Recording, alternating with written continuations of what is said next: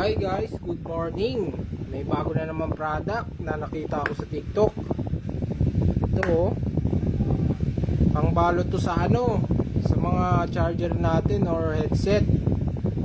Ito ilalagay mo lang dito.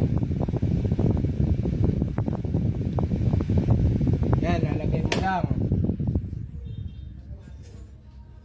Tapos pagkalagay mo niyan, gaganyan mo lang ng lighter.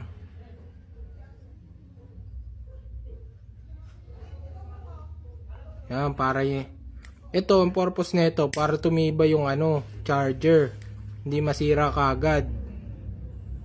Ito nagawa ko na rin sa iba kong iba kong charger.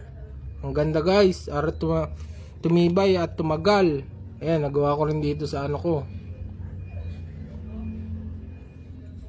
Mura lang nito guys, bumili lang ako na marami, 115 lang yata.